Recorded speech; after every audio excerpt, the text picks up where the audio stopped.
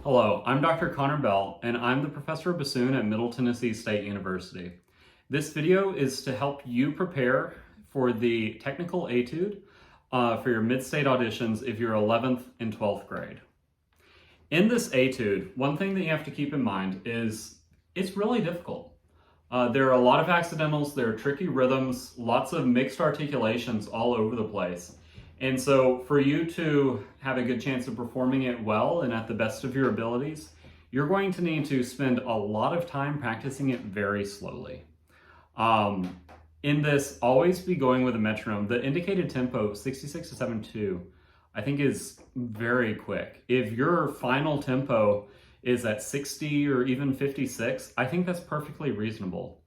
Your goal should be finding a tempo where you can play it confidently and that is really capturing the musicality of the etude rather than just trying to get it as fast as possible. To that end, at the end of this video, you'll hear two recordings of me playing this. One is at tempo or close to it, and the other one is quite a bit slower.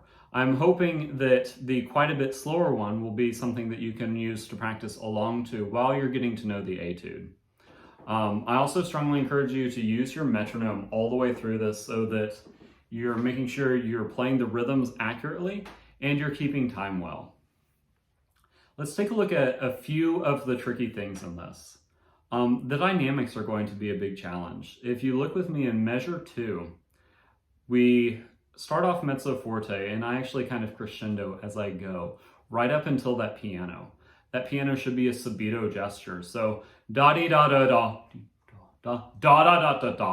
really showing a strong contrast there. That is the type of musicality that will really make your playing stand out when you're being compared to your peers.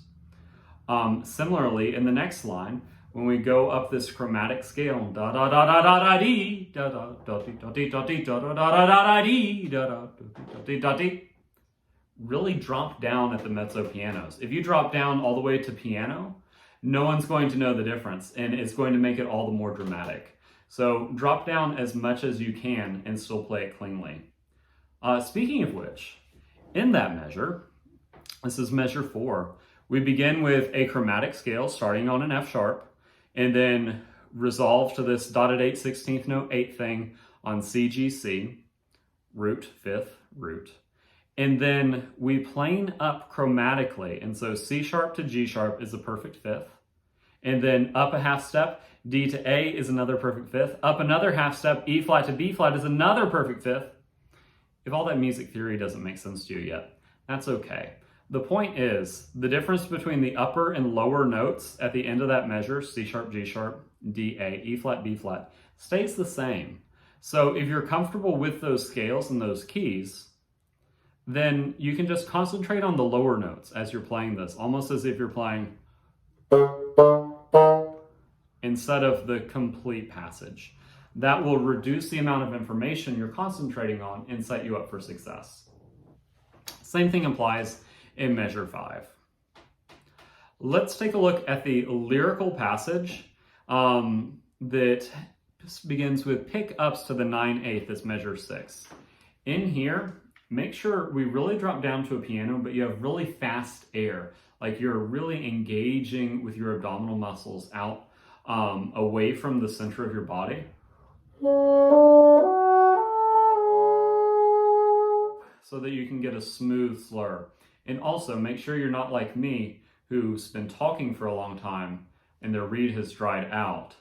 Keep your reed nice and wet before you play this so your G sharp doesn't crack on you like that. In the next measure, make sure we're getting those accents on the weak part of the beat. That should be a surprise. Da, da, da, da, dee, da, da, da. That's what makes that measure interesting, so don't skip on the accents. And then one other thing that I want to be sure to catch. In this etude, we have a little bit of mixed meter where we go from compound time to simple time. Or in measure 10 to 11, we go from 12/8 to 4/4. So both of these, if you were going to conduct it, would be conducted in 4. And in the 12/8, each time you wave your arm, 3/8 notes will go by. In the 4/4, each time you wave your arm, 2 eighth notes will go by. In these bars, the subdivision, that is the eighth note, should stay equal. So if you're conducting this, your conducting pattern will speed up when you go into the 4/4 and then slow down when you go into the 12/8.